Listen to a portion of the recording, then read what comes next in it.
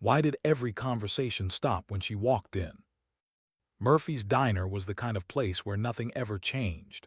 Same chipped mugs, same salt-stained floors, same old songs playing through the dusty jukebox in the corner. But that morning, something shifted. Because Sarah Mitchell had just walked in.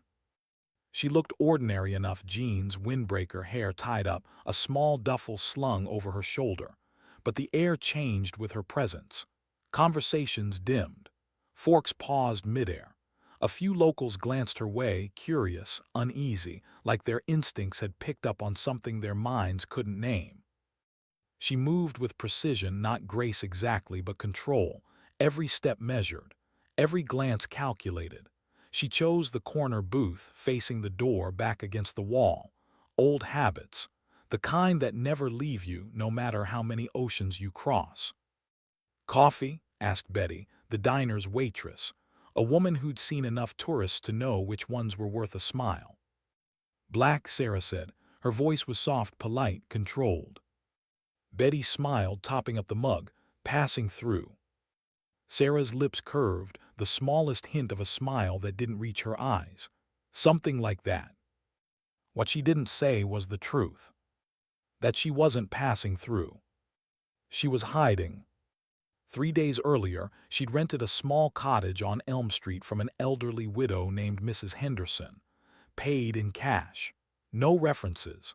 No questions. The kind of quiet place someone could disappear into without anyone noticing. Ocean View, a beach town that smelled of salt, diesel, and sun-warmed sand. It wasn't much, but it was enough for her for now. For the first time in 12 years, Sarah Mitchell, Navy SEAL commander, Special Operations, had been told to stand down. Not ordered, not requested, told. Medical leave, they called it. Mandatory rest. PTSD. The word sat in her chest like shrapnel. She'd led missions in deserts and jungles, rescued hostages from collapsing compounds, and lost people she could never forget. But now her war wasn't out there. It was inside. The nightmares had grown louder. Flashbacks came in daylight. Command had given her a choice: take time to heal or risk losing everything. So here she was, a ghost pretending to be a woman on vacation. She stirred her coffee, eyes scanning the diner exits, sightlines, faces. It was second nature, always cataloging, always ready. And yet she hated it. When she caught her reflection in the window, she barely recognized the woman staring back. No uniform, no insignia, no purpose, just silence. What do you do when the mission ends and there's no war left to fight? She didn't know. That first week, she built a routine the way soldiers build defenses. Morning coffee at Murphy. Long walks on the beach. Reading on the porch until the sun dipped behind the horizon. Normal. Whatever that meant. The cottage was small but clean: 2 rooms, a creaky floor, and a closet where she kept the only part of herself she hadn't buried. A small wooden box, locked tight. Inside, medals, commendations, folded photographs, and a pair of silver dog tags that had hung around her neck for over a decade. She hadn't touched them since arriving. Couldn't. Without them, she told herself, she was just Sarah, not Commander Mitchell, not SEAL Team 6. Just a woman trying to remember how to breathe. At night, she'd lie in bed, listening to the sound of the waves rolling in. No gunfire. No radio chatter, no voices screaming coordinates or casualty counts. It should have been peace. But peace felt foreign, like an enemy she didn't know how to trust. On her 4th night, she woke up gasping. Sweat clung to her skin. Her pulse hammered. The dream was the same: darkness, gunfire, her team pinned down. She reached for the nightstand, searching for her sidearm before remembering she didn't have one. Just a dream, she whispered to herself. But her hands wouldn't stop shaking.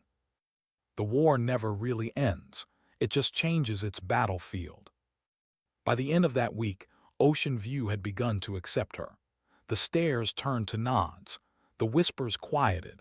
People still wondered who she was, they always did, but small towns love mysteries as much as they fear them. They thought she was running from a bad marriage, maybe from debt. They'd never guessed the truth, that she'd commanded men twice her size, and had seen death so often that silence frightened her more than explosions. One morning, walking along the beach, she noticed a man sitting alone on a piece of driftwood. Early 30s, maybe, sun-bleached hair, calm in a way that didn't quite fit. Something about his posture caught her attention, shoulders squared, eyes scanning the horizon with quiet alertness.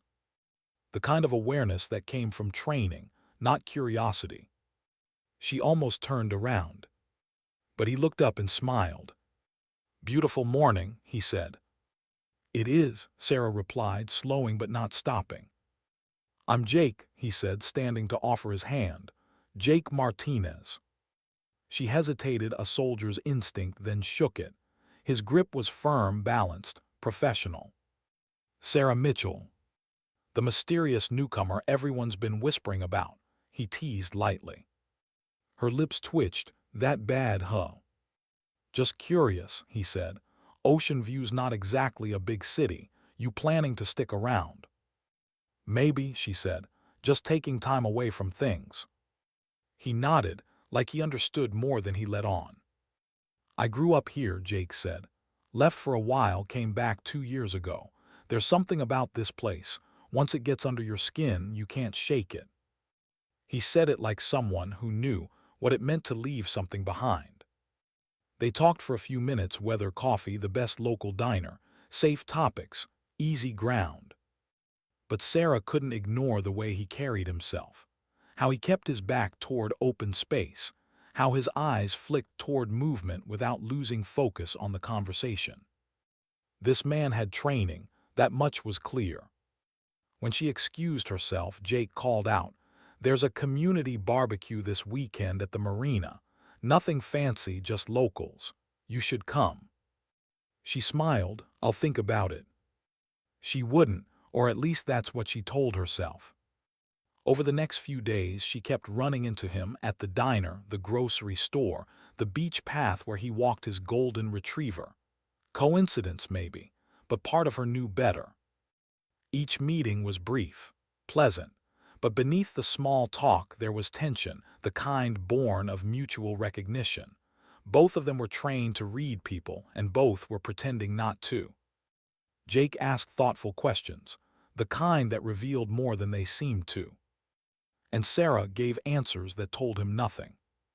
Still, she found herself looking forward to those encounters more than she should have. He made her laugh once, really laugh, and it startled her. She hadn't realized how long it had been since she'd heard that sound come from her own chest. It scared her. Connection always did. Getting close meant vulnerability. Vulnerability meant risk, and she'd spent her entire adult life minimizing risk. But healing doesn't happen in isolation.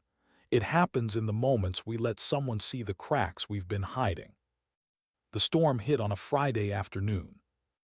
It came without warning, skies turning from bright blue to gunmetal gray in a matter of minutes. The first drops of rain fell heavy, fat, cold. Then came the wind, the kind that screamed through the palms and bent them sideways. Sarah was still a mile from her cottage when the downpour began. Within seconds, she was drenched, shoes sinking into wet sand as thunder cracked across the sky. She was halfway up the main road when she saw headlights through the rain, a truck slowing beside her. "Get in," a voice shouted, "Jake." She hesitated only a moment before climbing in. The warmth hit her like a wave. "Came out of nowhere," he said, turning up the heat. "Weather service didn't call for this."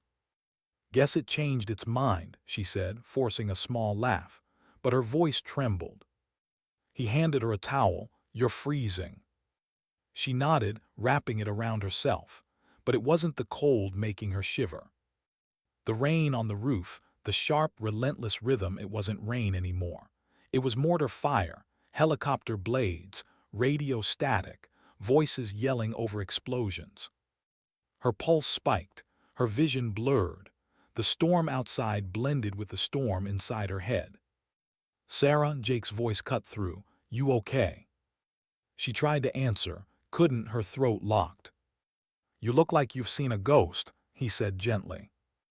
"I'm fine," she lied, but her hands were shaking uncontrollably. He pulled over, studying her with quiet concern. "You're having a panic attack, aren't you?" The words hit her like a jolt. No judgment, just recognition. She turned away, shame flooding her. "I said I'm fine." "Hey," he said softly, "you don't have to be." For a moment she couldn't breathe. The cabin felt smaller, the air heavier. "Look at me," he said calmly. "In through your nose, out through your mouth. That's it, again." He guided her through the breathing like he'd done it 100 times before. His tone never wavered. His eyes never left hers. Gradually, the world steadied. Her hands stopped trembling. The sounds of war faded back into the sound of rain. When she finally looked at him, really looked, something shifted. This man knew. Not just about trauma, but about living with it. "Thank you," she whispered, her voice cracking. He just nodded, "Any time." And in that moment, for the first time in a long time, Sarah Mitchell, commander, Navy SEAL, survivor, let someone else carry the weight for her.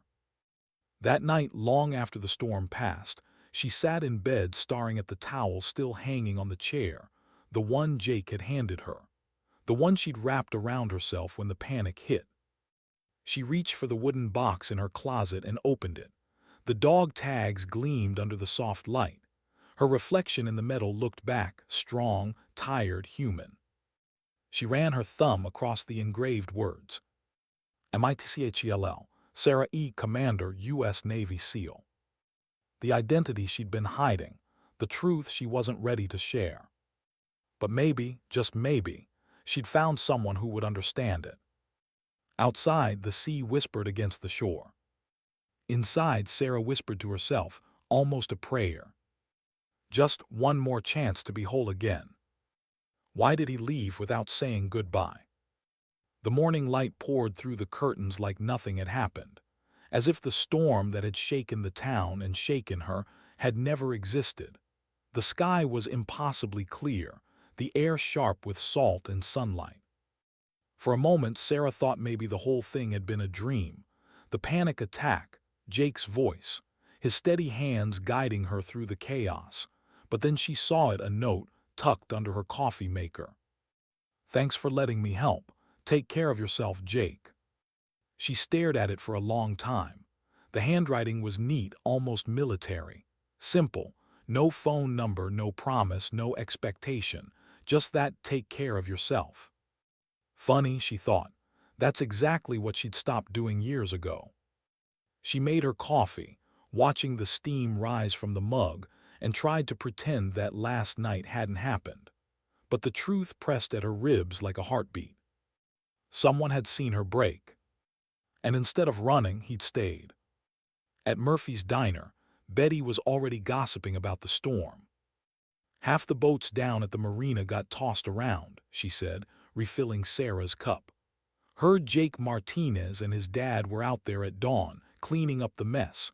That boy never stops working." Sarah tried to sound casual. "Has he been back long?" "Couple years," Betty said. "Left town for a while. Rumor is he worked for the government or something. Never says much. Came home sudden-like, helped his dad with the marina. Good man, though, keeps to himself." Sarah smiled faintly, but her mind was already spinning. Government work, specialized calm under pressure, training. She wasn't the only one hiding here. After lunch, she walked toward the marina, telling herself she was just curious about the storm damage. But she knew the truth. She wanted to see him. The docks were a mess of tangled ropes, waterlogged planks, and men shouting instructions. The smell of seaweed and diesel filled the air. And there, he was waist deep in the water, helping guide a half-sunk sailboat back into its slip.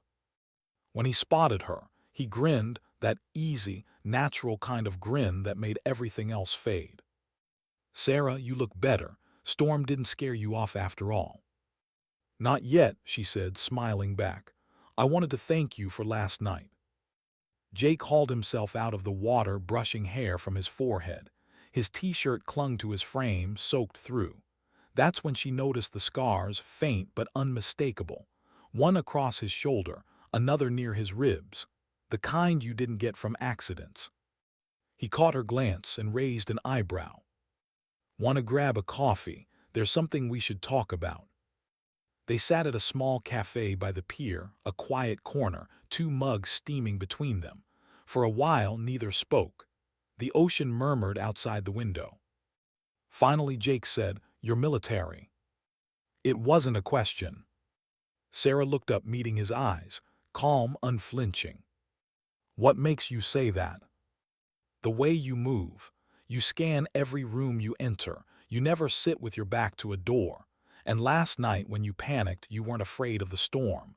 You were reliving something. Combat.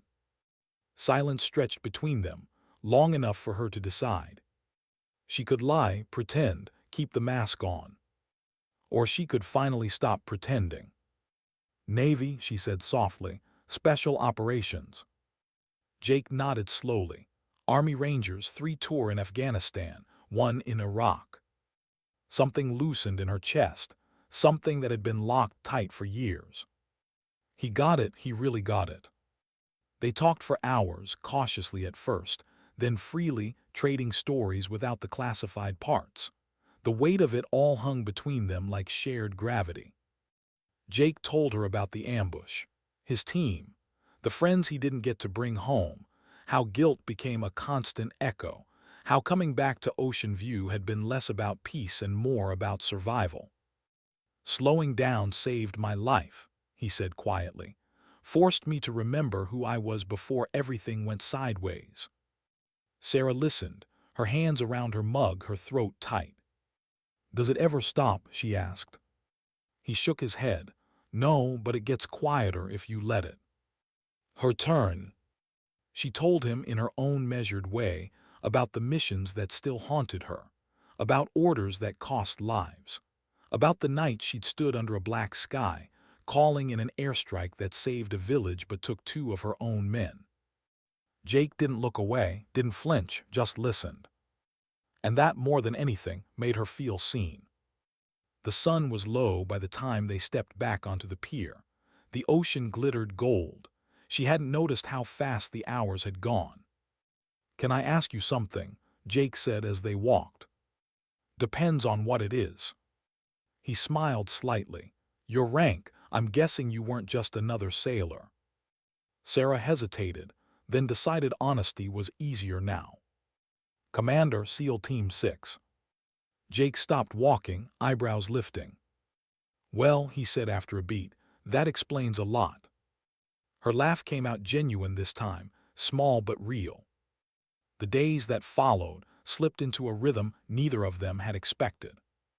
Morning coffee together, walks along the shore, quiet talks that stretched from sunset to starlight. They didn't label it, didn't need to. It wasn't romance yet.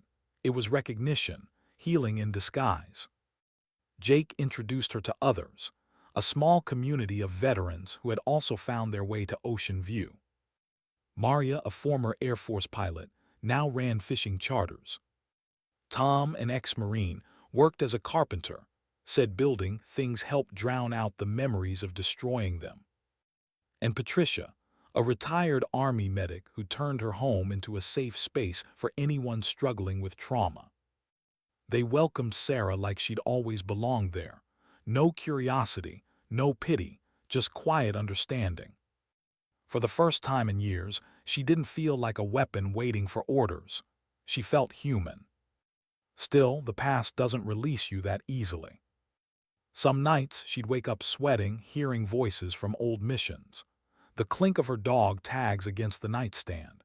The echo of explosions only she could hear. But now, when the nightmares came, she knew she wasn't alone. It was early morning when she first saw the black SUV. Parked near her cottage, clean out of place. Too official for a town like Ocean View. Jake followed her gaze, expecting company. Her gut tightened, government plates. "No," she said quietly, "but I think my leave just got cut short." Two men stepped out, dark suits, emotionless faces, posture screaming agency.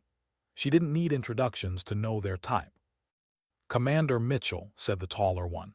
"Agent Collins, this is Agent Rodriguez. We need to speak with you immediately." Jake tensed beside her, the soldier in him surfacing. Sarah's tone stayed calm. "What's this about?" "There's been a development," Collins said. "An ongoing operation requires your specific expertise. We need you back at base as soon as possible." Her chest tightened. The moment she'd feared and expected had come. "How long do I have?" she asked. "Flight leaves in 3 hours." Sarah nodded. "Give me 30 minutes." The agents walked back to their SUV. She turned to Jake.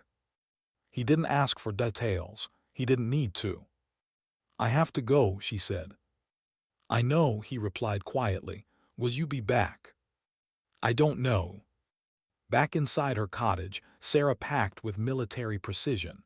Minimal gear, clothes, toothbrush, the essentials. She left the books on the shelf. They belonged to the woman she'd been trying to become. Then she opened the closet. The wooden box waited there, silent and accusing. When she lifted it, the lid came loose. Metal spilled across the bed. The dog tags gleamed in the sunlight, silver and unyielding. Jake stood in the doorway watching. His voice dropped to a whisper. "Commander Sarah Mitchell, U.S. Navy SEAL." He read the words like a confession. "Jesus, Sarah, what kind of missions do they send you on?" "The kind I can't talk about," she said, fastening the chain around her neck. The cold metal hit her skin like a memory, sharp, grounding, heavy. "They just call you back, after everything." "When they call," she said quietly, "you go." He nodded. Soldiers understood that kind of truth. "How long will you be gone?" "Could be days, could be months." They stood there for a long moment, silence thick as grief. Then Jake stepped forward and pulled her close. "Come back safe," he whispered. "I always do," she said, but both of them knew that wasn't true. The agents were waiting by the SUV when she stepped outside. Mrs. Henderson peeked through her curtains. Betty stood across the street, dish towel in hand, watching. The whole town had paused to see the mystery woman leave. Let them wonder. The truth was classified anyway. "Ready, Commander?" Agent Collins asked. Sarah gave one last look to the cottage, to the life that had almost felt like hers. Jake stood by the fence, hands in his pockets, eyes filled with something she couldn't face right now. "Take care of this place," she told him softly. "I will," he said. She climbed into the SUV. The door shut with a final thud. Through the rear window, she watched him grow smaller, the town fatting behind him. And for the first time in years, she felt the weight of her dog tags not as armor, but as chains. Duty had called. Again. Only this time the cost wasn't her life, it was her peace. As the SUV sped toward the airport, Sarah leaned back and closed her eyes. The hum of the engine blurred into memory, rotors, comms chatter, the scent of gun oil. The mission ahead didn't scare her. What scared her was how easy it was to slip back into Commander Mitchell, to let go of Sarah, the woman who had almost learned to live again. She touched the tags at her throat, the cool metal pressing against her pulse. "Just one more mission," she whispered. But deep down she knew, every time she said that, it was never just one more. How many times can someone walk away from war and still come back whole? 3 months later, Sarah Mitchell stood in a debriefing room surrounded by men who spoke the language of duty like it was oxygen. The mission had been a success, on paper at least. But the walls knew better. The white fluorescent light was too bright, the air too clean, her fatigues too heavy with desert dust and blood she couldn't wash out, not yet. "Outstanding work, Commander," said Admiral Harrison. "Your team's performance prevented a catastrophic intelligence breach." Sarah nodded. "Thank you, sir." She heard those words before: outstanding, exceptional, heroic. They didn't mean much anymore, not when she could still hear the echoes of the last explosion.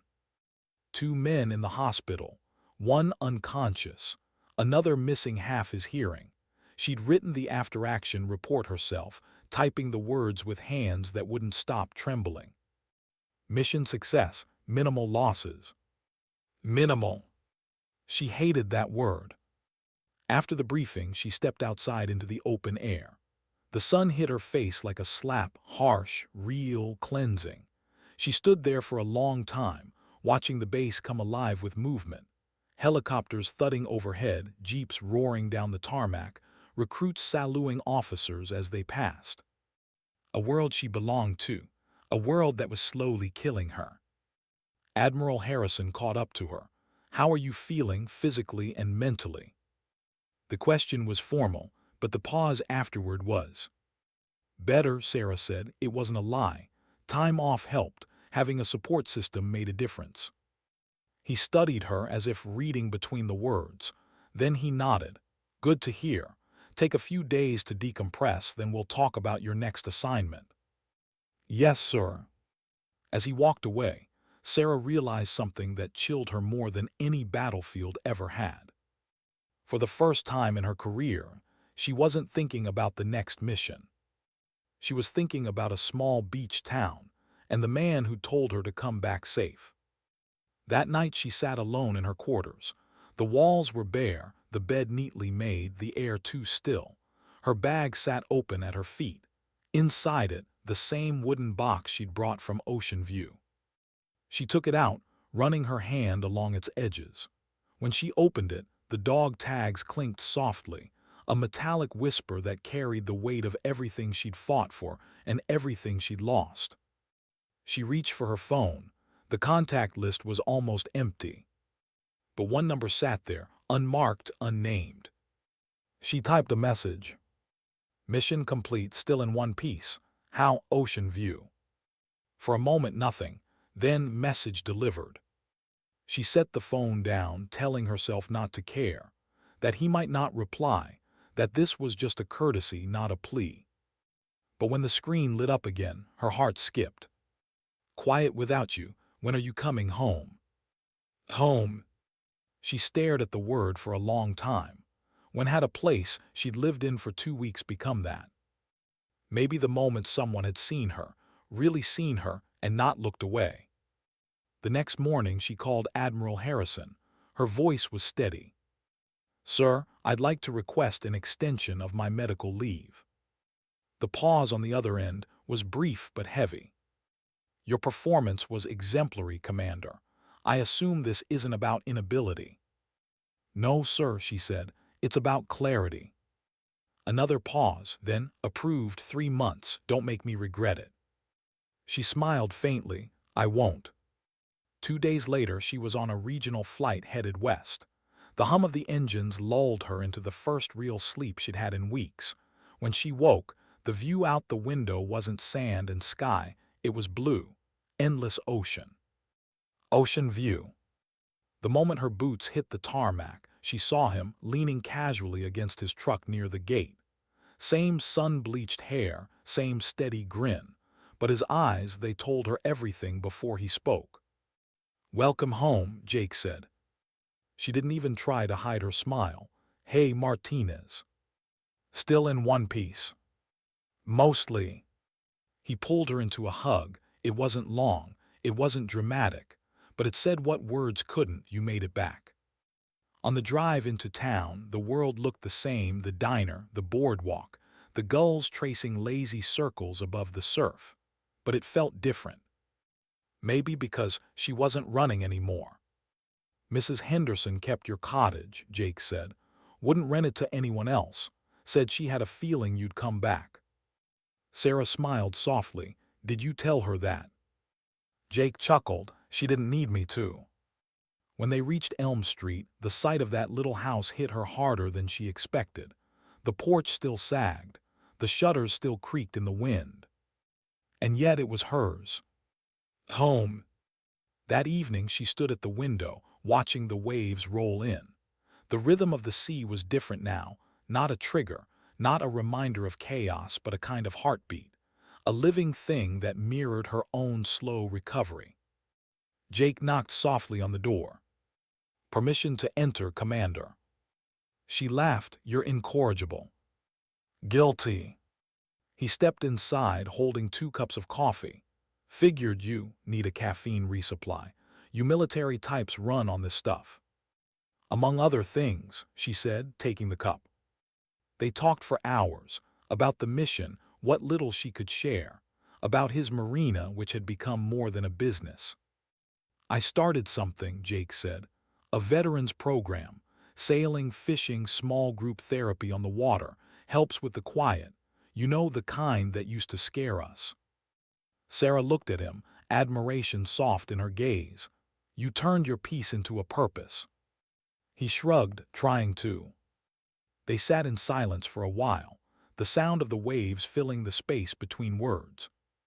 "Sarah," Jake said finally, his voice low, almost careful, "how long do you have?" 6 months, she said. "Maybe longer if I need it." He nodded. "And after that?" She hesitated. "I don't know."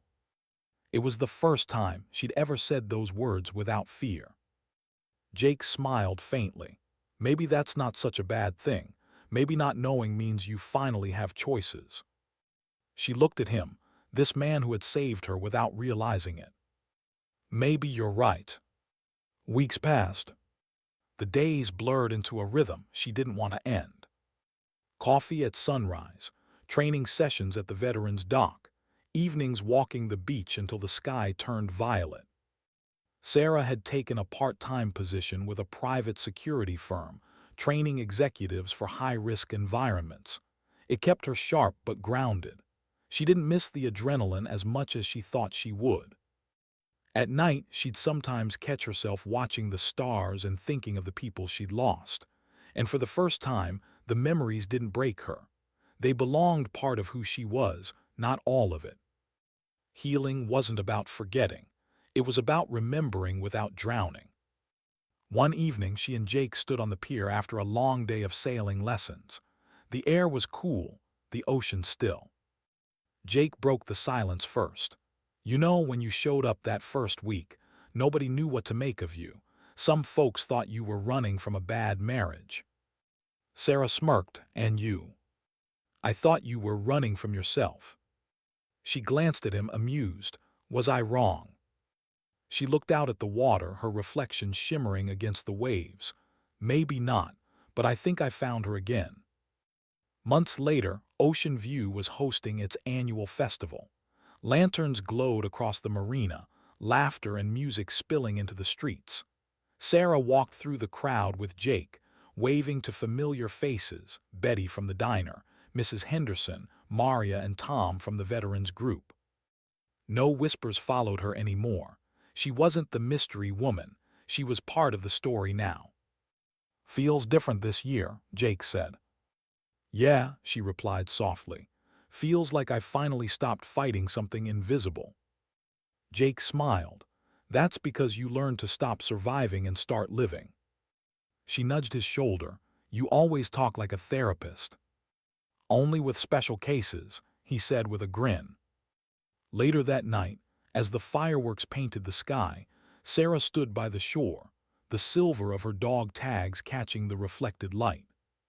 She thought of who she used to be, Commander Mitchell, the one who never faltered, never hesitated, never allowed herself to feel too deeply.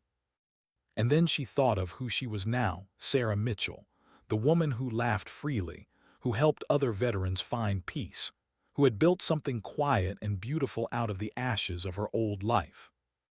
When Jake came up beside her, she didn't turn. She just reached for his hand. He laced his fingers through hers, the silence between them comfortable, steady. "Any regrets?" he asked. She considered the question, the waves whispering against her boots. "None," she said finally. "This is exactly where I'm supposed to be." Jake smiled, his thumb brushing over her knuckles. "Welcome home, Commander." She looked at him, then at the horizon, and for the first time in years, the word home didn't feel temporary. It felt earned. That night, long after the lights had gone out and the town had gone quiet, Sarah sat on the porch, tracing the outline of her dog tags. They still meant something: honor, service, sacrifice, but now they carried a different weight, not as chains binding her to duty, but as reminders of everything she'd fought to protect. Peace, love, belonging. Sometimes dignity doesn't speak. It simply acts quietly, faithfully, and finds its way home. What happens when the mission is over, but the war inside you is? Sarah Mitchell woke to the smell of sea salt and coffee. The gulls were calling outside, the waves whispering their endless rhythm against the shore. A normal morning, peaceful, familiar. And yet, she couldn't shake the feeling that something inside her was shifting again. It had been 6 months since she'd returned to Ocean View. 6 months since she'd told herself this was temporary. 6 months since she realized she didn't want it to be. Her mornings began early before sunrise. She'd lace up her running shoes, step outside, and let the cold coastal wind hit her face. Each breath burned in her lungs, but she liked it that way. Pain meant movement. Movement meant life. The quiet streets of Ocean View were nothing like the bases she'd lived on. No blaring horns, no shouted orders, no metallic clang of gates closing behind her. Here, the only sound was her own heartbeat. After her run, she'd shower, grab coffee from Murphy's, and head to the marina to meet Jake and the veterans group. It had started small, 3 or 4 of them meeting to talk, work on boats, teach each other how to breathe again. Now it had grown. 15, sometimes 20 faces, men and women who wore the same invisible scars she did. Maria, the ex-Air Force pilot, had turned her fishing boat into a floating therapy space. Tom, the carpenter, had built benches along the pier, and Jake had become the anchor that kept the group steady. Together, they called it Operation Horizon, a name Sarah came up with one night while staring at the endless line between sea and sky. "It's about what's ahead," she'd said, "not what's behind." That phrase became their motto. Still, not every day was easy. There were mornings when Sarah woke up and couldn't tell what year it was. Days when thunder rolled in from the ocean and her hands would tremble before she even realized why. Nights when she'd wake up gasping, heart pounding, the ghosts of old missions standing at the edge of her dreams. Jake learned not to wake her right away. He'd just sit quietly beside her until she could breathe again. Sometimes she'd apologize. Sometimes he'd just shake his head. "You don't have to explain what healing looks like," he'd whisper. And in those moments, she realized that love, real love, wasn't loud. It didn't demand attention or rescue. It simply stayed. One morning, Sarah stood in front of her mirror, staring at the reflection of her dog tags. She still wore them always, but they didn't feel like armor anymore.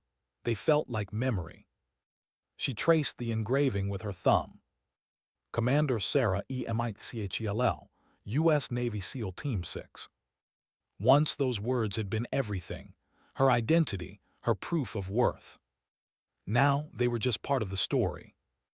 She looked around the small bedroom, the shelf lined with books, the framed photo of her and Jake laughing on the pier, the small vase of wildflowers from Mrs. Henderson's garden. Maybe this was who she was now. Not commander, not soldier. Just Sarah, just human.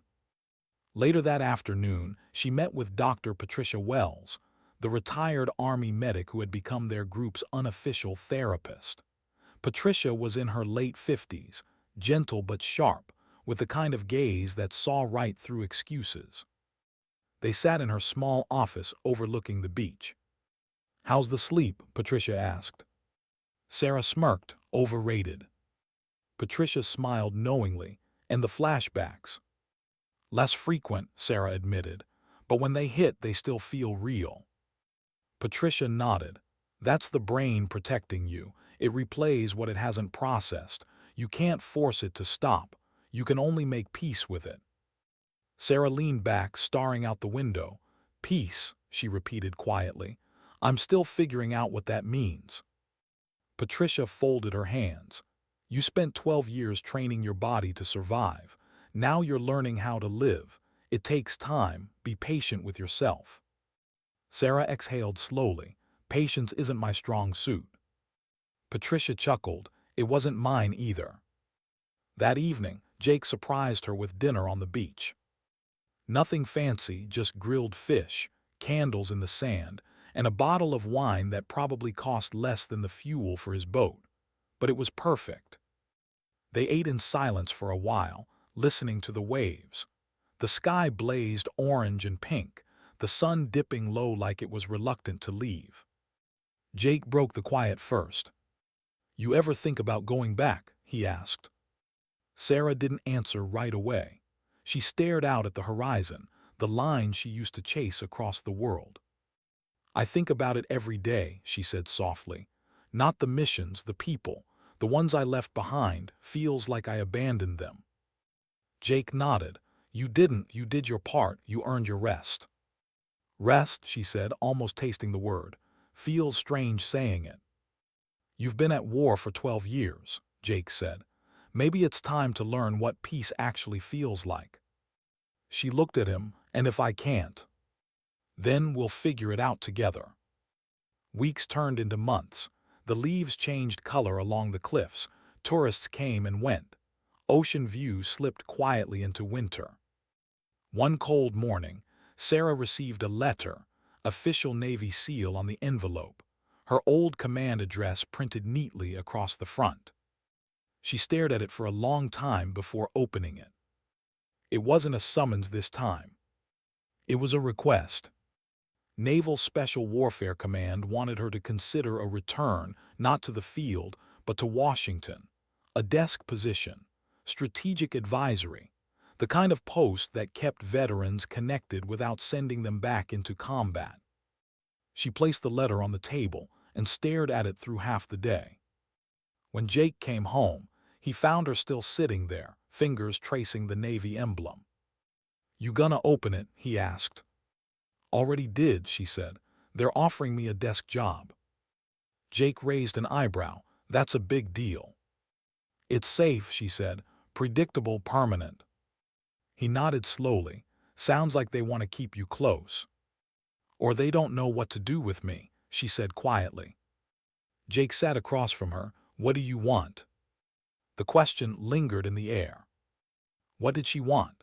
For years, the answer had been simple: serve, lead, protect. But now, the idea of returning to that world filled her with something she hadn't felt before.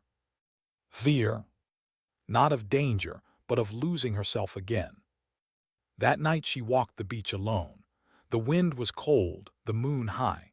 She let her boots sink into the wet sand as the tide rolled in. She thought about the faces of her team, the ones who hadn't come home. She thought about the years she'd given to a cause that would always need more. And she thought about Jake, asleep in their cottage, waiting for her, believing in a version of her she still wasn't sure she deserved. At some point, she realized she was crying. 12 years of holding it all in, and now, under the indifferent stars, she finally let it out. When she came home, Jake was waiting at the door. He didn't say anything, just opened his arms. She stepped into them. For a long time, neither spoke. The sound of her breathing was enough. Finally, she pulled back and handed him the letter. I think I'm going to say no. Jake didn't look surprised. You sure? Yeah, she said softly. If I go back, I'll disappear again. I don't want that. He smiled, slow, genuine, proud. Then don't. You've already served enough for a lifetime. She nodded, a quiet strength in her eyes. Then maybe it's time to serve differently. The next day, she called her former commanding officer. Sir, she said, I'm grateful for the offer, but I'm turning it down. There was a pause. You're certain, Commander? She smiled, completely, and sir, it's just Sarah now. Another pause, longer this time. Then, you've earned that. Take care of yourself, Commander Sarah. When the call ended, she stood for a long time staring at the ocean through her window. For the first time in her adult life, she wasn't waiting for orders. She was giving them to herself. Over the next few months, Operation Horizon expanded. They secured nonprofit funding, built more docks, and started outreach programs for younger veterans struggling with transition. Sarah took charge of training, teaching resilience, strategy, and leadership in ways that saved lives long after combat. She found herself smiling again, genuine, unguarded smiles that reached her eyes. And one evening, while she was giving a talk to a group of newly arrived veterans, she caught sight of her reflection in the glass window, standing tall, confident, grounded. Not Commander Mitchell, not the lost woman who came to Ocean View to disappear, but Sarah Mitchell, survivor, mentor, leader. She had finally found her purpose again. And this time, it wasn't about war. It was about healing. Later that night, sitting on the porch with Jake, the stars above them reflected off the gentle waves. "You did good today," he said quietly. "So did you," she replied. "You believed in me when I didn't." Jake chuckled. Well, someone had to remind a SEAL commander she was still human. Sarah laughed softly. "Careful, Martinez, that's insubordination." "Worth it," he said, leaning closer. The silence that followed wasn't awkward. It was peace. The kind she'd been chasing her entire life without realizing it was never out there. It was here beside her. She looked at the ocean one last time before turning to him. "You know," she said quietly, "for years I thought strength meant never needing anyone." Jake met her gaze, and now I know it means letting someone in and still standing tall. He smiled, that same easy grin that had first disarmed her on the beach. "Welcome to the rest of your life, Commander." She smiled back. "It's just Sarah now." That night, as the waves whispered against the shore and the stars scattered across the sky like fragments of memory, Sarah closed her eyes and let the quiet wrap around her. For the first time in her life, she wasn't a soldier trying to survive. She was a woman learning how to live. And in that silence, somewhere between the sound of the ocean and the beating of her own heart, she finally understood what peace felt like. Not the absence of battle, but the presence of purpose. Can love heal what war once broke? The question had echoed quietly in Sarah's mind for months, a whisper she never dared answer aloud. But this morning, as the first light broke across the ocean, painting everything gold and weightless, she finally felt something she hadn't in years. Stillness. It had been one full year since she'd stepped off that black SUV and back into her life in Ocean View. 1 year since she had chosen healing over command. 1 year since the storm that had brought Jake into her world. Now, standing barefoot on the porch of her cottage, coffee warming her hands, she watched the sea stretch endlessly before her and realized she wasn't waiting for the next mission anymore. This was her mission. To stay, to live, to love. Inside, the old wooden box sat open on the dresser. The dog tags gleamed faintly in the soft morning light. They no longer hid in shadows or drawers. They were part of her now, a reminder, not a chain. She still wore them every day, but their weight felt different, lighter, honest. A year ago, they had defined her. Now they simply told her story. Jake had been up before dawn, prepping boats at the marina. The veterans program they'd built together, Operation Horizon, had grown beyond anything either of them expected. What had started as a handful of old soldiers helping each other stay afloat had become a network, a living, breathing community. They ran group therapy sessions on the water, trained new instructors, and welcomed families of those still struggling with the invisible wounds of war. Sarah had taken on the role of lead trainer. She spent her mornings on the docks teaching self-defense, leadership, and emotional resilience to veterans learning how to reconnect with life. But deep down, what she really taught them was something simpler, that it was okay to be broken and still be brave. By afternoon, the marina was alive with sound, laughter, tools clanking, the sharp snap of sails catching wind. "Hey, Commander," someone called from across the dock. Sarah turned to see Tom, the ex-marine carpenter, grinning as he hoisted a wooden crate. "How many times do I have to tell you it's Sarah now?" she said, shaking her head. Tom smirked. Yeah, old habits die hard. You can take the uniform off, but you can't hide that posture." She rolled her eyes but smiled anyway. Flattery gets you one less push-up. Maria, wiping her hands on a rag, laughed. "You two should just admit it. She still scares us all." Sarah smirked. "Good, keeps you disciplined."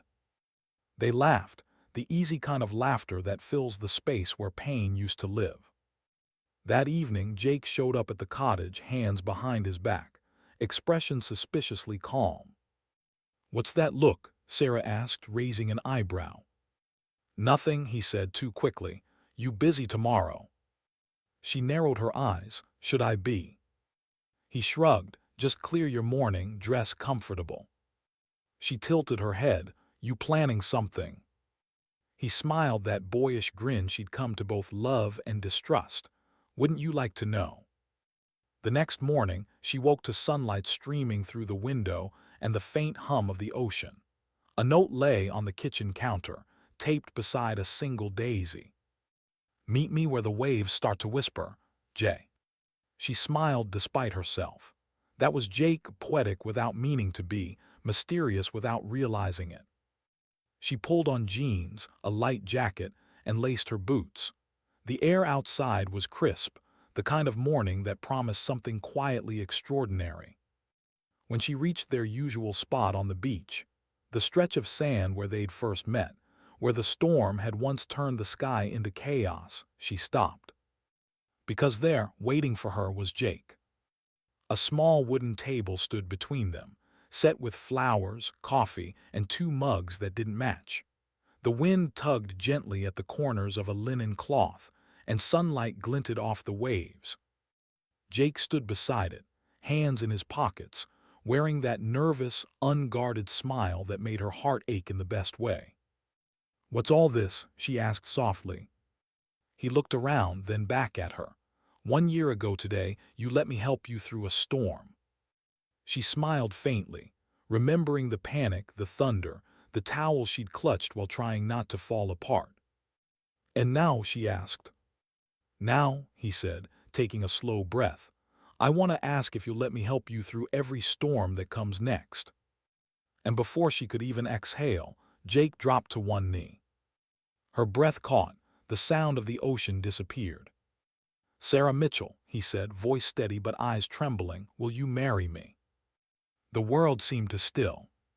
For a moment, all she could see was his face, the man who'd held her through panic, who'd watched her rebuild herself one breath at a time, who never once asked her to be anything other than who she already was. The man who saw her not as Commander Mitchell, not as the soldier, but as the woman who survived. Her eyes filled, her throat tightened. "Yes," she whispered, then louder, her voice breaking with joy. "Yes, absolutely yes." Jake exhaled a shaky laugh, slipping the ring onto her finger. It was simple, a single diamond, classic and strong, much like her. When he stood, she met him halfway, and their kiss was quiet, sure, and full of everything they'd never said out loud. Around them, cheers rose. She hadn't even noticed the small crowd that had gathered. Maria, Tom, Patricia, Mrs. Henderson, Betty from the diner. Even Scout, Jake's golden retriever, barked excitedly from a distance.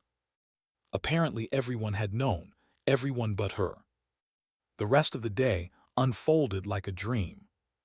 Betty brought a cake, Maria opened champagne, and someone set up speakers playing soft country music that drifted over the waves.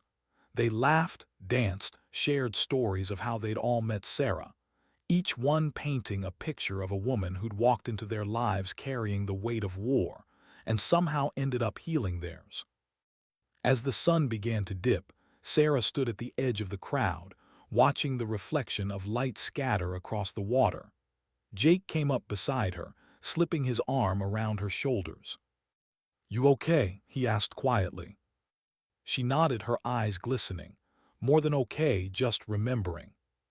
He squeezed her hand. "You thinking about your old life?" "Yeah," she said. "All the years I thought I'd never have this, never deserve this." Jake turned her gently toward him. "You've earned every second of it, every bit of peace, every breath." She smiled, that small, quiet kind of smile that comes from deep within. "You know, for a guy who used to say 10 words a day, you've gotten good at speeches." Jake grinned. "Practice, you're a tough crowd." She laughed, and the sound carried across the water like wind chimes, soft, real, free. Later that night, after the crowd had drifted home and the last lanterns flickered low, Sarah and Jake sat on the porch of the cottage. The ocean was calm. The stars stretched endlessly above them. Sarah turned her hand, watching the diamond catch the light. "Still feels unreal," she said softly. Jake leaned back, smiling.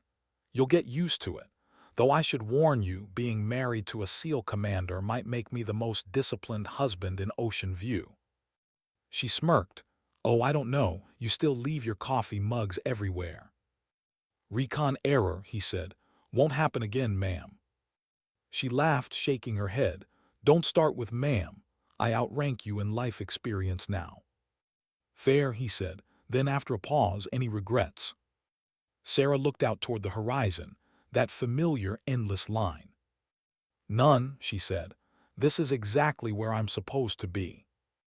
Jake reached over, taking her hand. "I love you, Commander Mitchell." She smiled at the title, once a label that defined her, now an endearment that made her heart feel full. "I love you too, Mr. Martinez," she said softly. "But you know you can just call me Sarah now." Jake grinned. "Never.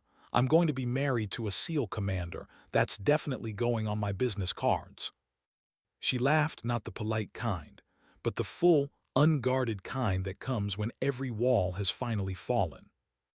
And as they sat there, watching the stars blink over the quiet sea, she realized that peace didn't come in the silence between wars. It came in moments like this, soft laughter, gentle waves, and a hand that never let go. Later that night, as the wind stirred the curtains and the ocean whispered beyond the dunes, Sarah lay awake, not from fear, not from memories, but from gratitude. For the first time in her life, the war inside her had gone quiet. Her dog tags rested against her skin, warm from her heartbeat. They didn't weigh her down anymore. They reminded her she had carried something heavy and survived. Tomorrow would bring new challenges. Healing was never linear, but tonight she allowed herself to breathe, to rest, to believe that peace wasn't a stranger anymore. It was home. Sometimes strength isn't found in battlefields. It's found in the courage to stay, in the quiet choice to build instead of destroy, in the simple truth that love, the real kind, doesn't save you. It reminds you that you're worth saving. When do you finally know it's time to stop fighting? For Sarah Mitchell, that question had lived in her chest for months, waiting, echoing, demanding an answer. Now, as she stood staring at the letter on her desk, she knew. It was time. The envelope bore the official seal of the United States Navy. Inside, her formal retirement approval, effective immediately. Her name, her rank, her years of service. And beneath it all, 2 words she had never dared to read before. Honorably discharged. She ran her thumb across the paper, the ink slightly raised under her touch. Her throat tightened. For 12 years, this was all she'd ever been. Commander Sarah Mitchell. Leader, operator, protector. Now she was just Sarah again. The title had once meant everything. Now it felt like a chapter closing with quiet finality. No gunfire, no ceremony, just a letter. Jake found her still sitting there an hour later, the document folded neatly beside her untouched coffee. He leaned against the doorframe, watching her silently. He didn't ask what it said, he already knew. "You did it," he said softly. Sarah looked up. "Yeah." "How's it feel?" She exhaled slowly, shaking her head. Strange, like I should feel relieved, but instead it feels like losing part of myself. Jake walked over, crouching beside her chair. Maybe it's not loss, he said. Maybe it's release. She smiled faintly. You sound like Patricia. She's smarter than me. Sarah laughed quietly, then looked back at the letter. It's official. I'm retired. Jake reached for her hand. You're free. She hesitated. Freedom, complicated. He nodded. Yeah, it always is. The news spread quickly through Ocean View. Betty from the diner brought her a slice of pie on the house, saying, for the commander who finally gets to sleep in. Maria from the marina hugged her so tightly Sarah thought her ribs might crack. Tom built a small wooden plaque for her, hand-carved with the words Welcome Home, Commander. She tried to downplay it, tried to brush off the attention with humor. But inside, something cracked open, something fragile, honest. For years, she had been the one who gave orders, who led men through storms and fire. Now, these people, her people, were showing her what it meant to be led back to life. A week later, Sarah drove to the naval base one final time. The drive itself felt surreal, familiar roads, checkpoints, the echo of her own boots on concrete. She parked near the main office and sat in the driver's seat for a long time, just staring at the entrance. Every instinct told her to turn the key and drive away, but closure wasn't something she could outrun. When she finally stepped inside, the familiar smell of disinfectant and gun oil hit her like a memory. The same dull walls, the same polished floors, the same faces, older now, lined with years of duty and fatigue. Some of them nodded respectfully, others looked surprised. The whispers followed her down the corridor. Commander Mitchell's back. Didn't she retire? She's a legend. She ignored them all. Inside Admiral Harrison's office, sunlight slanted across the desk. The man himself looked up from a stack of files and broke into a rare smile. Commander Mitchell, he said, standing. Or should I say Miss Mitchell now? Sarah's fine, sir. He chuckled. It'll take me a while to get used to that. Me too, she admitted. He gestured for her to sit. You didn't have to come in person, you know. We could have processed everything remotely. I know, she said, but I needed to say goodbye properly. He nodded, studying her face, the same calm, controlled demeanor but softer somehow. Lighter. You've served with distinction, Sarah. You led some of the best operators this country's ever seen. You should be proud. I am, she said quietly, but I think it's time someone else takes the lead. Harrison leaned back, thoughtful. Not many walk away before the Navy walks for them. That takes courage. She smiled faintly. Courage looks different these days. He regarded her for a long moment. What will you do now? Live, she said simply. Help others do the same. The Admiral's expression softened. You know, when we lose someone like you, it's easy to feel the system's losing strength. But maybe that's not true. Maybe what we're really doing is sending strength back into the world. She blinked, a small lump forming in her throat. Thank you, sir. Don't thank me, he said, standing to shake her hand. Just promise me one thing. What's that? Don't forget who you are, even when you stop wearing the uniform. Sarah nodded. I won't. And for the first time, she meant it. As she walked back toward her car, she paused by the flagpole where she'd stood countless times for morning briefings. The wind caught the fabric, sending it snapping against the pole. She stood there for a long time, hand resting over her heart, eyes closed. Then she whispered, thank you, to no one in particular, to the years, the lessons, the battles, the people. And then she left. No salute. No ceremony. Just peace. Back in Ocean View, Jake was waiting at the marina. He leaned against one of the boats, sunlight glinting off the water behind him. Well, he asked as she approached. It's done, she said. I'm officially a civilian. He smiled. How's that feel? She thought about it for a long time before answering. Like I can finally breathe. Jake nodded, his gaze soft. Then that's all that matters. She stepped closer, resting her forehead against his chest. It's strange, she murmured. For so long, I thought leaving the Navy would mean losing myself. But it doesn't. It just means I get to choose who I want to be next. Jake wrapped his arms around her. And who's that? She looked up, smiling. Someone who builds instead of fights. Weeks later, Sarah stood at the Veterans Pier, overseeing the expansion of Operation Horizon. New docks, more boats, more faces. Veterans from 3 states were now traveling to Ocean View for programs she and Jake had designed. Maria was leading flight sim workshops for ex-pilots struggling with purpose. Tom was teaching carpentry to those rebuilding homes. Patricia had expanded her counseling center. And Sarah, she was training others to teach, creating something that would outlast her. Watching them work filled her with a sense of pride she hadn't felt since leading her SEAL team. But it was different now.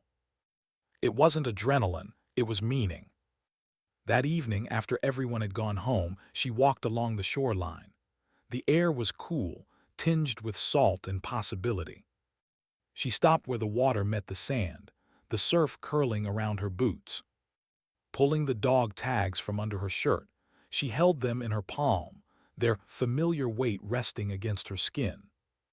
They had seen everything.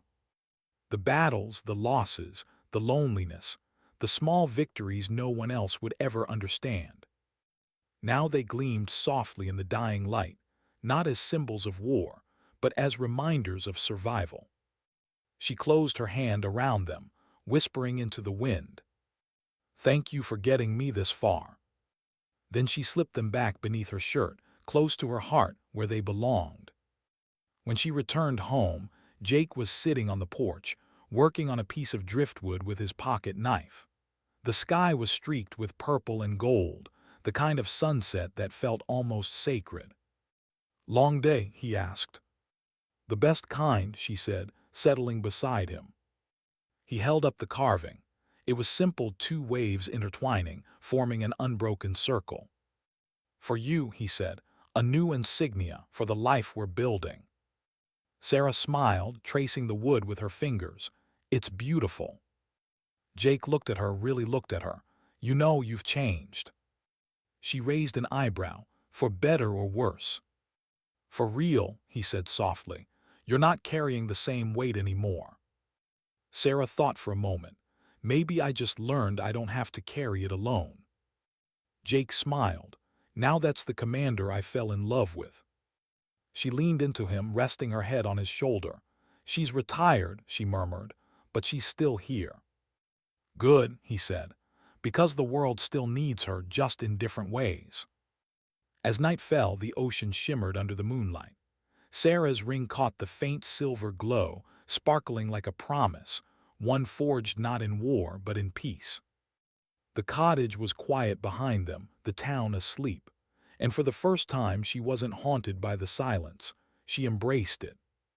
The kind of silence that doesn't remind you of what's missing, but of what's finally whole.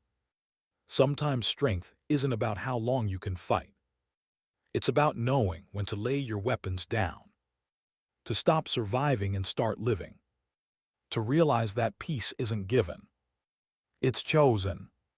Can you ever really leave the battlefield behind, if part of it still lives inside you? For months, Sarah had been living what most would call peace. The kind of life she used to dream about in the middle of a deployment, slow mornings, ocean air, laughter that didn't sound like a mask. But peace isn't always quiet. Sometimes it tests you in ways war never did. It came not with noise, but with faces, one in particular. His name was Eli Turner. 23, former Marine. Discharged after a roadside blast in Kandahar took half the hearing in his right ear and more of his confidence than he'd ever admit. He'd arrived at Ocean View on a referral from Patricia's clinic. Quiet, closed off, all sharp edges and restless eyes. Sarah recognized that look the moment she saw it. She'd worn it once too. The first day he came to Operation Horizon, he didn't speak, just sat on the edge of the dock, staring at the water like it had betrayed him. Jake had been the one to break the silence. "You fish." Eli had shrugged, "Used to." "Then you'll fit in fine. Around here we all used to." Sarah watched from a distance, the way Eli's posture stayed tense, the way his eyes kept flicking toward exits, not paranoia. Survival. She waited until the session ended before approaching him. "Eli Turner," she said, "Corporal Wright." He turned, surprised. "Yes, ma'am." "It's Sarah," she corrected softly. "You served how long?" 4 years. "Honorable." "Yes, ma'am, sorry, yes, Sarah." She smiled faintly. "Relax, you're not being debriefed." He smirked just barely. That was the start. Weeks passed before he spoke more than a few sentences at a time. But slowly, under the rhythm of the sea and the quiet persistence of community, something began to shift. He started joining the group boat restorations. He began attending evening bonfires, even cracking jokes with Tom. But the real change came one afternoon during a training session. Sarah was teaching a self-defense class on the pier, simple drills designed to build coordination and focus. Eli stood at the back, arms crossed, watching. When she asked for a volunteer, no one moved. Then Eli stepped forward. The class quieted. He was taller than most, broad-shouldered, with the unmistakable tension of someone who hadn't let go yet. Sarah nodded. "All right, partner, drill." They circled, moved, blocked, countered. But midway through, when Sarah moved to disarm him in a controlled motion, something in him snapped. His eyes went blank, his hands tensed, and for 3 seconds he wasn't in ocean view anymore. He was back in the desert. Sarah reacted fast, stepping back, grounding her voice low and calm. "Eli," she said softly, "you're safe, you're here." He froze, breathing sharp, chest heaving. Then he dropped the training pad, stepping away. "Sorry," he muttered, voice shaking. "I didn't mean." "I know," she said gently. "I've been there." That stopped him cold. Later that day, she found him sitting by the boats, head in his hands. "You think that reaction makes you weak," she said quietly, sitting beside him. He didn't look up. "Doesn't it?" "No," she said, "it makes you human." He laughed bitterly. "Human doesn't cut it out there." Sarah turned her gaze toward the horizon. "Maybe not out there, but here it's everything." He shook his head. "You don't understand what it's like." She looked at him then, and in her eyes was the kind of truth that can't be faked. "Eli, I buried 6 of my team before I turned 30. I've seen what guilt does when you let it live rent-free in your head. I understand more than you think." He looked at her, startled, the weight of her words sinking in. "You were." "SEAL Team 6, she said, "Commander." He blinked. "You." She smiled faintly. "Me, don't look so surprised. I just traded sandstorms for seagulls." For the first time he laughed, a real laugh, raw, unguarded. That's when she knew she'd reached him. From then on, Eli became part of the rhythm. He showed up early, stayed late. Fixed boats, helped others, rebuilt confidence in small, quiet ways. Sometimes Sarah would catch him watching her, not with awe, but with the kind of recognition that comes from shared survival. They never talked much about war. They didn't need to. The silence between them said enough. One evening, after the day's work was done, Eli approached her as she packed up the training mats. "Can I ask you something?" he said. "Sure." "How'd you know it was time to stop?" She paused, setting the mats down. "You mean leave?" "Yeah, the uniform, the missions, everything." Sarah thought about it for a long moment. "When I realized I was fighting to stay, not because I still believed in the mission, but because I didn't know who I was without it." Eli frowned. "So what changed?" "I stopped surviving," she said quietly, "and started living." He nodded, but she could tell he didn't fully understand, not yet. That kind of understanding takes time. A few weeks later, Ocean View hosted a veterans gathering, the biggest yet. Over 50 people came from different states. Former soldiers, medics, pilots, Marines, all carrying invisible scars that the world never saw. Sarah opened the event with a speech short, unpolished, and honest.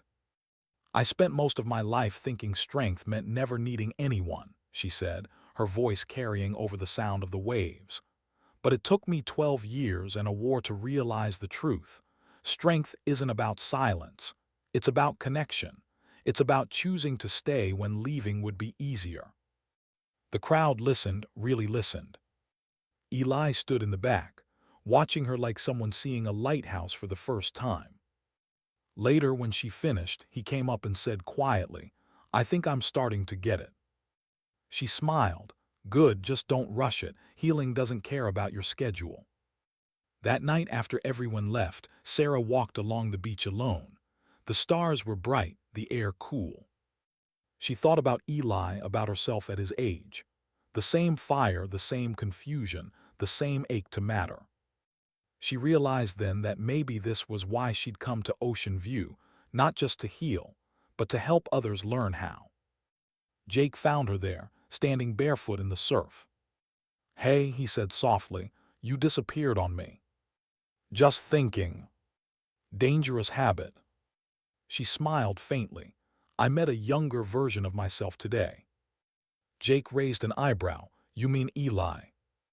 "Yeah, he's where I was, angry, lost, fighting a war that ended years ago." Jake nodded slowly. "And what are you gonna do?" "Teach him how to live," she said, "the way you taught me." Jake smiled. "Then he's in good hands." Months passed. Winter softened into spring. The veterans program grew. Sarah became a mentor, a guide, the quiet leader she'd always been, but now leading toward peace, not battle. Eli made progress too. He began leading younger groups, sharing pieces of his story, even smiling without apology. One afternoon, during a cleanup project on the docks, he turned to her and said, "You know, I think I finally get what you meant." "Oh yeah." He nodded. "About living. It's not about forgetting what happened. It's about forgiving yourself for surviving." Sarah felt her chest tighten, the kind of ache that comes from hearing your own truth reflected back. "You're gonna be all right, Eli," she said softly.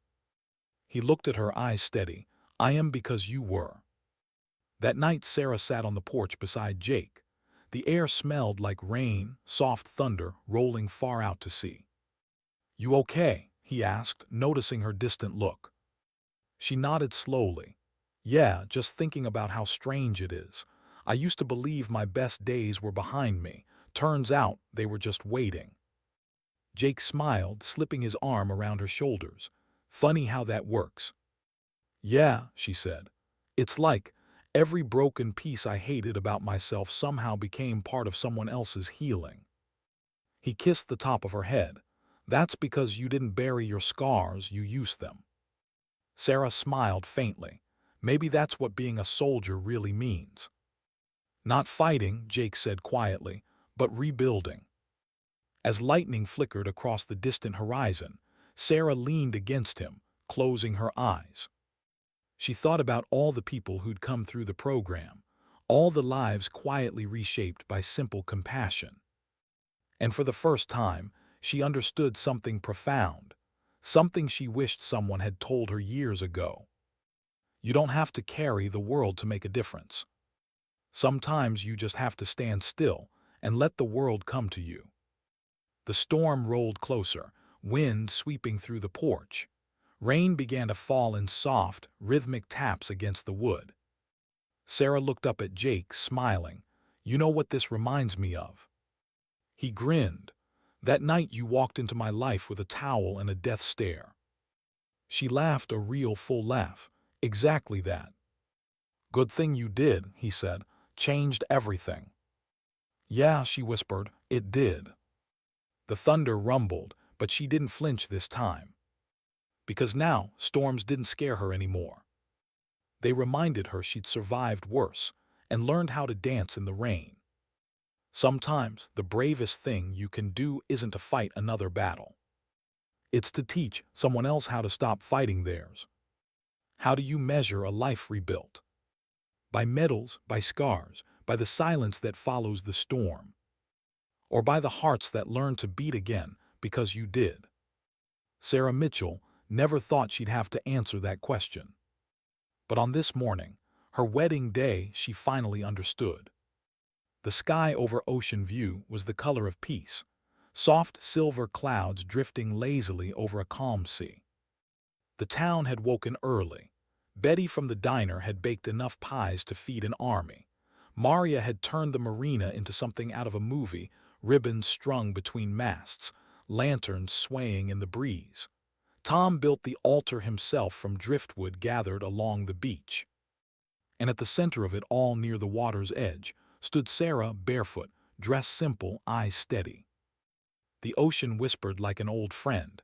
The gulls called. The wind moved gently through her hair. For the first time in her life, she didn't feel like she was preparing for a mission. She was simply showing up for herself. Jake waited at the end of the aisle, wearing his grandfather's suit and that same quiet smile that had saved her once upon a storm. He looked both proud and terrified, like every man who suddenly realizes the woman walking toward him could level armies and still make his heart feel weightless. As she walked, every step felt like a lifetime. Every face she passed was part of her story. Patricia, Maria, Tom, Betty, the veterans who'd once been broken but now stood tall. Even Admiral Harrison had come, quietly taking a seat near the back. And then there was Eli, standing just behind Jake as his best man, straight-backed, confident, a small silver ring on his finger from the veterans program. When Sarah caught his eye, he smiled, and she saw in him the reflection of who she used to be, only now unafraid. When she reached the altar, Jake took her hands. "Still think I'm out of your league," he whispered. She laughed softly. "You never were." The crowd chuckled. Then the minister, an old Navy chaplain with a voice like weathered oak, began the ceremony. It was short, simple, honest. No grand speeches, no promises they didn't already live every day. When the words, "I now pronounce you husband and wife," echoed across the water, the whole crowd erupted cheers, applause, even Scout's bark breaking the silence. Jake kissed her, slow and sure, and the waves seemed to rise behind them like a standing ovation. The celebration lasted well into the afternoon. Kids ran along the sand. Veterans toasted with beer bottles and laughter. Betty's pies vanished within an hour. But what made the day unforgettable wasn't the music or the food. It was what came next. As the sun began to dip, Eli stepped forward, holding a small envelope. "Can I say something?" he asked, voice nervous but steady. Sarah and Jake nodded. The crowd quieted. Eli took a deep breath. "I wasn't supposed to be here today. Not long ago, I didn't think I'd make it past 24. The war took more than hearing from me, it took meaning. And then I met Sarah." He looked toward her, eyes glinting in the amber light. "She didn't tell me what to do. She didn't try to fix me. She just showed up. She showed me that being broken doesn't mean being finished. That peace isn't given to you, you fight for it, same as anything worth having." He reached into the envelope and pulled out a small, framed photo. It was a picture of Sarah teaching the veterans class months ago, sunlight on her face, hair wind-tossed, sleeves rolled up, focus unshakable. Someone had scrawled words across the bottom in marker. "The commander who taught us how to live." Eli's voice cracked. "On behalf of all of us, thank you, ma'am." For a moment, Sarah couldn't speak. The applause that followed wasn't loud, it was reverent. She took the frame, her fingers trembling. Then she stepped forward, placing her hand on Eli's shoulder. "You made it, Corporal," she whispered. "That's all the thanks I'll ever need." As twilight descended, lanterns flickered to life across the beach. The horizon burned orange and violet, the sea calm and endless. Jake and Sarah slipped away from the crowd, walking barefoot down the shoreline. The surf lapped gently at their feet, the world hushed except for their laughter. "You okay?" Jake asked, glancing sideways at her. Sarah nodded. "I am. For the first time in a long time, I really am." They stopped where the tide reached their ankles. She looked at the horizon, the same horizon she once watched from the deck of a ship, waiting for missions that never seemed to end. Now it wasn't a reminder of distance. It was a promise of everything ahead. "Do you ever miss it?" Jake asked quietly. "The Navy." He nodded. "Sometimes," she admitted. "The structure, the purpose, the feeling of being part of something bigger." She turned to face him. "But then I look around and I realize I'm still part of something bigger. I just changed what it looks like." Jake smiled, pulling her close. "You changed all of us." "Maybe," she said softly, "but really I just stopped running." Later, as the night deepened, the last of the guests drifted home. The beach lay quiet again.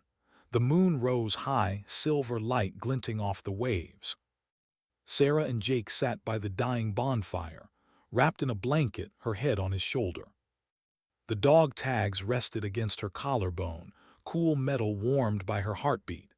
Jake reached out, touching them gently. "You ever think about taking them off?" he asked. She shook her head. "No, they're not about war anymore. They're about where I came from, what it cost, and why it matters." Jake nodded. "Then keep them. They look right where they are." She smiled. "Yeah, they do." The fire crackled softly. Somewhere down the beach, the last lantern flickered out. Sarah looked up at the stars, thousands of them, scattered across the sky like metals pinned to infinity. "Funny," she said quietly. "I used to think the universe didn't notice people like us, that we were just noise between wars." Jake followed her gaze. "And now?" "Now I think, maybe the universe keeps its quietest light for the ones who come home and rebuild." Jake tightened his arm around her. "Guess that makes you the brightest one here." She smiled, eyes glistening. "Not me, us." Time passed in easy silence, the kind born not of absence but of understanding. Finally, Sarah whispered, "You know, I've been thinking about starting something new." Jake turned to her. "Another program." She nodded. "A foundation for veterans' families, spouses, kids, partners, the ones who wait while we're gone. They fight their own wars too." Jake smiled. "You never stop serving, do you?" She grinned softly. "Guess some habits die harder than others." He kissed her forehead. "Whatever you build, I'll be right there." "I know," she said. "You always are." As dawn began to creep across the water, painting the world in muted gold, Sarah rose and walked to the edge of the tide. She stood there barefoot, the hem of her dress brushing against the waves. She took off one of her dog tags, just one, and held it for a long moment. Then she kissed it and tossed it gently into the sea. Not to forget, but to let go. The water caught the metal and pulled it under, disappearing into the light. When she turned back, Jake was watching her, eyes full of quiet pride. "Part of me needed to stay there," she said. "The rest is coming with me." He smiled. "Then let's go home." As they walked back toward the cottage, the world behind them glowed with soft morning light, the pier, the boats, the laughter still echoing faintly across the sand. Sarah glanced once more at the horizon. It wasn't calling her away anymore. It was welcoming her forward. That night, long after everyone had gone and the house was still, Sarah sat at her desk with a pen and paper. She began to write, not a report, not a mission brief, but a letter. To every soldier who thinks their story ends when the battle does, it doesn't. The uniform may fade, but the courage doesn't. The world still needs you, just in quieter ways. You don't have to be fearless. You just have to be willing. She paused, smiling faintly as she wrote the final line. And sometimes dignity doesn't speak. It simply acts quietly, faithfully, and finds its way home. She folded the paper, placed it in the wooden box beside her remaining dog tag, and closed it gently. The sound of the waves drifted through the window, steady and eternal. For the first time in her life, Sarah Mitchell wasn't preparing for another mission. She was living the one she'd been fighting for all along. Peace. Sometimes, the bravest warriors aren't the ones who never fall. They're the ones who learn how to rise, love, and live again.